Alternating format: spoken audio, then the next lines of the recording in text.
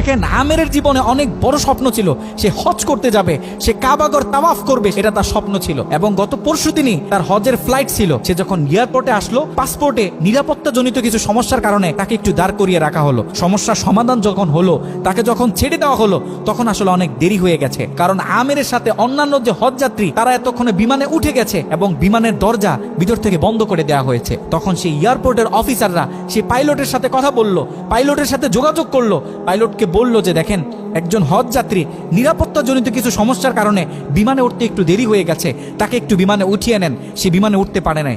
তখন পাইলট স্পষ্ট বলেছে, যেই বিমানের দরজা একবার বন্ধ হয়ে গেছে, সেই বিমানের দরজা দ্বিতীয়বার কারোর জন্য আর খোলা হবে না। একথা বলে পাইলট বিমানটা আকাশে ফ্লাই করলো। সেই অফিসাররা তখন আমেরকে বুঝাইতেছে, দেখো বিমান তো চলে গেছে, তুমি আর যেতে পারবে না, তুমি বাড়িতে চলে যাও, নেক্সট টাইমে তুমি হজে যাওয়ার জন্য ট্রাই করো। তখন সে আমাদের মুসলিম ভাই, সে হজ যাত্রী, সে কি বলেছে জানেন? সে বলেছে, আমি আমার রবের উপর পরিপূর্ণ তাকওয়া রাখলাম, আমি আমার রবের উপর পরিপূর্ণ আস্থা রাখলাম, আমি হজ করেই বাড়িতে ফিরবো, হজ না করে আমি বাড়িতে ফিরবো না। কথা বলে সে এয়ারপোর্টে দাঁড়িয়ে রইল। ঠিক কতক্ষণ পর সেই বিমান থেকে এয়ারপোর্টে মেসেজ করা হলো যে বিমানের ভিতরে যান্ত্রিক সমস্যা দেখা গিয়েছে, খুব ইমার্জেন্সি, বিমানটা সেই এয়ারপোর্টে ল্যান্ড করতে হবে। বিমানটা যখন এয়ারপোর্টে ল্যান্ড করা হলো, যান্ত্রিক যে ত্রুটি, এই ত্রুটিগুলো যখন সমস্যার সমাধান করা হচ্ছে, তখন সেই অফিসাররা সেই পাইলটের সাথে কথা বলেছে যে দেখেন, কোনোভাবে এই যাত্রীটা একটু নেওয়া যায় কিনা, সে তো হজ করার উদ্দেশ্যে বাড়ি থেকে বের হয়েছে, সে তো বাড়িতে যেতে চাচ্ছে না, হজ না করে তাকে একটু নিয়ে নেন।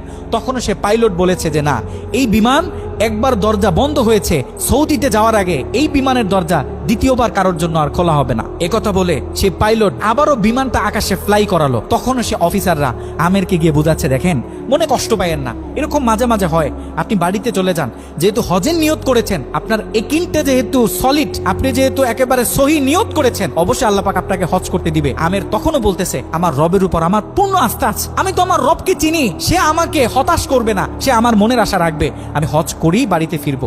এই কথা যখন বলতেছে, এর ঠিক কিছুক্ষণ পরে আবারও সেই বিমান এয়ারপোর্টে মেসেজ করলো যে বিমানের ভিতরে এখন আগের চেয়ে বেশি কিছু যান্ত্রিক ত্রুটি দেখা গিয়েছে, বিমানটা আকাশে ফ্লাই করতেছে না, বিমানটা এমার্জেন্সি, আবার এয়ারপোর্টে ল্যান্ড করতে হবে।